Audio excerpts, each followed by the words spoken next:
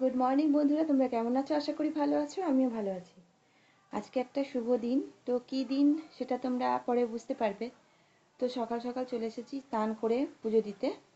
পুজোটা আজকে আমিই দেবো। তো পুজো দিয়ে তারপর যাব নিচে। রান্নাবান্না আছে আজকে একটু। তারপরে কি কি হয়, কি কি করি আর কি আছে সেটা তোমরা আস্তে আস্তে জানতেই পারবে। তো চলো, স্কিপ না করে ভিডিওটা দেখো। তো দেখো বন্ধুরা, আগের দিন রাতে আমি কিছু বাজার করে রেখেছিলাম, যেমন সাদা তেল, সর্ষের তেল, একটু চাল চাল মানে যেটা সরু ভালো চাল হয় সেই চাল, বাতাসা, তারপরে সবজি, সমস্ত কিছু আমি কিনে রেখেছিলাম। তো এগুলো কিনে রেখেছিলাম এই কারণেই, সকালবেলা সময় পাবো না, সকাল সকাল একটু রান্না আছে। তো কি আছে জানো বন্ধুরা? হ্যাঁ, যেটা ছাড়া আমরা অসম্পূর্ণ, যেটা চলে গেলে আমাদের জীবনে আর কেউ বলবে না যে বাবু এটা কর, বাবু এটা কর, বাবু ওটা কর, কেউ বলার নেই। তো সেই মা। হ্যাঁ, আজ আমার মায়েরই জন্মদিন। মায়ের জন্মদিন থাকে কালী পুজোর সময়।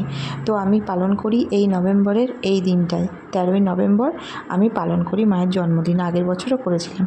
তো মাকে যতটা সাধ্য পেরেছি করে দিয়েছি। তো মায়ের ফেভারিট হচ্ছে ফ্রাইড রাইস। তো ফ্রাইড রাইস, চিকেন কষা মায়ের ফেভারিট, চিলি চিকেনও খুব ভালোবাসে। তো সেই কারণে আমি ভাত দিইনি, এইসবই বানিয়ে দিয়েছি। আর দেখো না, পায়েসটা দিতে ভুলে গেছিলাম।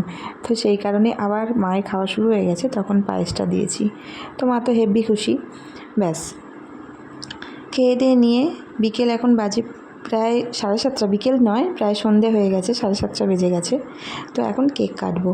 তো সেই কারণে দেখো আমার বর নেই বাড়িতে, মেয়ে তো বাইরে চলেই গেছে কাজের জায়গায়। তো সেই কারণে মা আর আমি মিলেই কেকটা কাটবো। তো কেকটা এনে রেখেছিলাম, ভাবলাম যে একটু সন্ধে হোক তারপরে কাটবো।